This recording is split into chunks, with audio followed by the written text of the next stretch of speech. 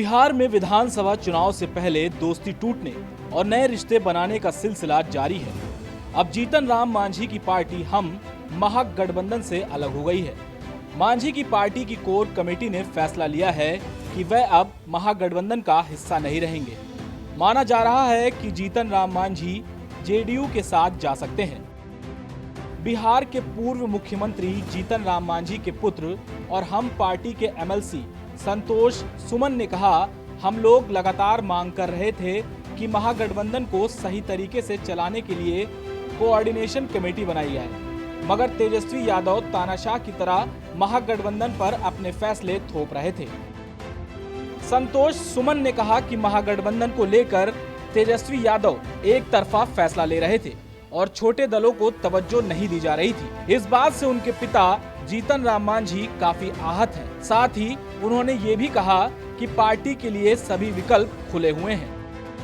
बताया जा रहा है कि जीतन राम मांझी की घर वापसी को लेकर जेडीयू की तरफ से पिछले कई महीनों से कवायद हो रही है। जेडीयू चाहती है कि मांझी की पार्टी हम का पूरी तरह से जेडीयू में विलय हो जाए, लेकिन ऐसा नहीं होने की सूरत में मांझी की पार्टी के साथ कुछ सीटों पर समझौते का फार्मूला तय किया जा रहा है।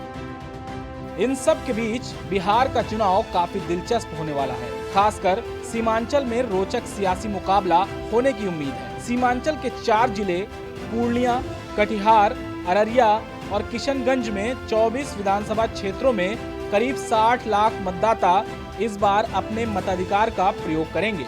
लोकसभा चुनाव में जेडीयू बीजेपी गठबंधन ने सीमांचल में नया राजनीतिक प्रयोग किया था। इसके तहत लोकसभा चुनाव में 4 में 3 सीटों पर जदयू और 1 सीट पर भाजपा प्रत्याशी मैदान में उतरे थे।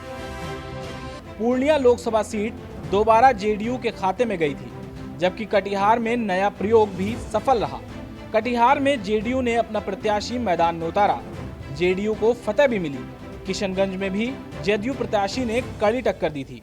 लोकसभा चुनाव में अररिया सीट भाजपा के खाते में गई थी।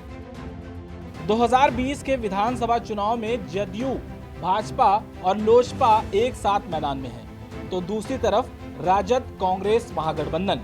2015 के विधानसभा चुनाव में जेडीयू, आरजेडी और कांग्रेस का महागठबंधन था। इस बार नए सियासी समीकरण के साथ चुनाव होंगे, इसलिए इस बार सीमांचल की सीटों पर मुकाबला रोचक होने वाला है।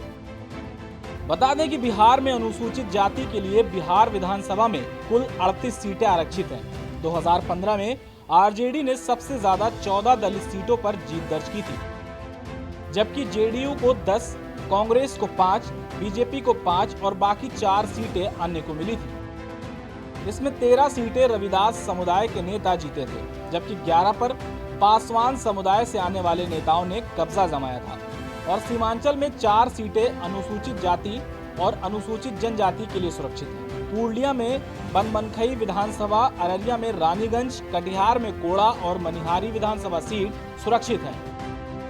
पूर्णिया जिले के 7 विधानसभा क्षेत्रों में 20.53 लाख मतदाता हैं। कटिहार जिले में 7 विधानसभा क्षेत्रों में 19.12 लाख मतदाता हैं।